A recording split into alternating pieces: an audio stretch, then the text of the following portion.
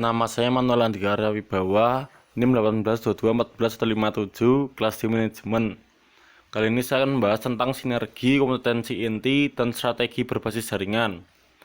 Perusahaan besar merupakan kumpulan bisnis. Seringkali perusahaan diatur secara finansial sebagai kumpulan unit bisnis strategis dan pengembalian ke perusahaan terkait dengan kinerja semua bisnis unit strategi.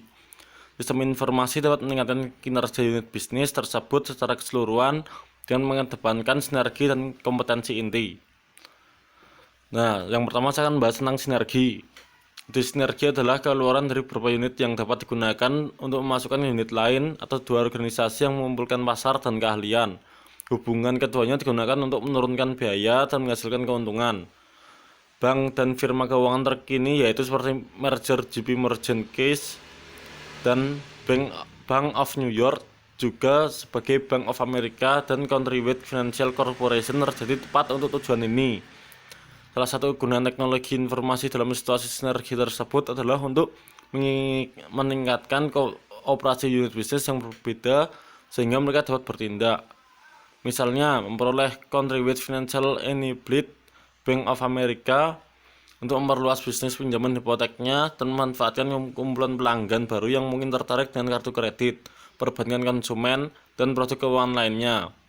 Sistem informasi akan membantu perusahaan gabungan mengkonsolidasikan operasi, menurunkan biaya retail, dan meningkatkan pemasaran silang produk keuangan.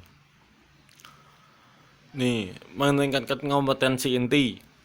Cara lain untuk menggunakan sistem informasi untuk keunggulan kompetitif adalah untuk memikirkan cara-cara agar sistem dapat meningkatkan kompetensi inti. Argumennya adalah kinerja semua unit bisnis akan meningkat sejauh ini.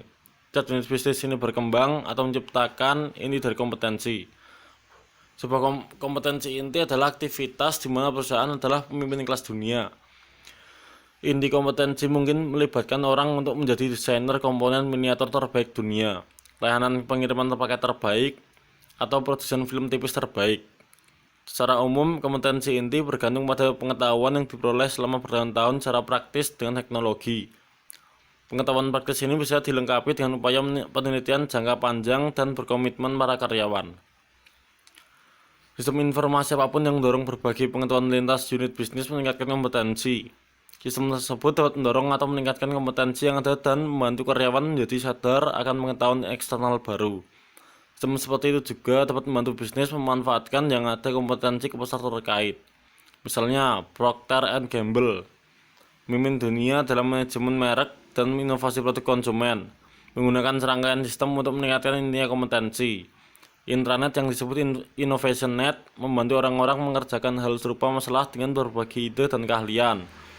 Innovation Net menghubungkan mereka yang bekerja dalam penelitian dan pengembangan atau R&D, teknik, pembelian, pemasaran, urusan hukum, dan sistem informasi bisnis seluruh dunia. Menggunakan portal untuk menyediakan akses berbasis browser dan dokumen, laporan, bagan, video, dan data lainnya dari berbagai sumber.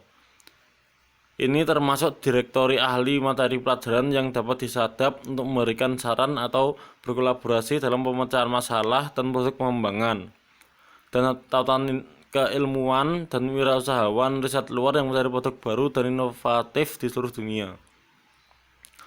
Sekarang saya akan membahas tentang strategi berbasis jaringan. Tersediaan teknologi internet dan jaringan telah menginspirasi strategi yang memanfaatkan kemampuan perusahaan untuk membuat jaringan atau jaringan satu sama lain.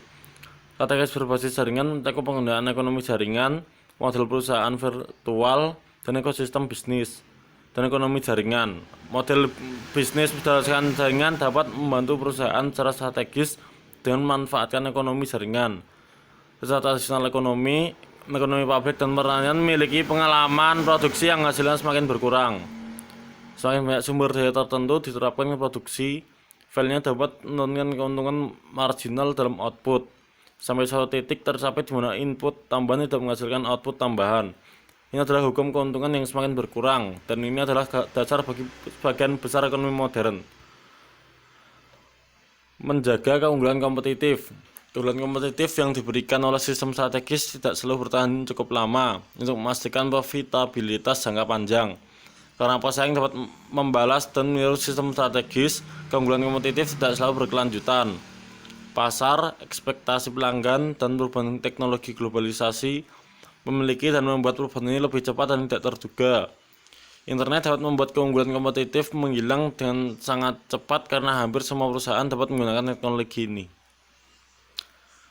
Sistem strategis klasik seperti American Airlines, sistem reservasi terkomputerisasi cyber, sistem ATM Citibank, dan sistem pelacakan paket FedEx diuntungkan dengan menjadi yang pertama di industri mereka. Kemudian sistem saingan muncul. Amazon adalah pemimpin e-commerce tetapi sekarang harus menghadapi persaingan dari eBay, Yahoo, dan Google. Sistem informasi saja tidak dapat memberikan keuntungan bisnis yang bertahan lama. Sistem awalnya dimaksudkan untuk menjadi strategi yang seringkali menjadi alat untuk bertahan hidup, dibutuhkan oleh setiap perusahaan untuk bertahan dalam bisnis, atau mereka dapat menghambat organisasi untuk membuat perubahan strategis yang penting untuk kesuksesan di masa depan. Nah, demikian pesan siang dari saya. Thank you.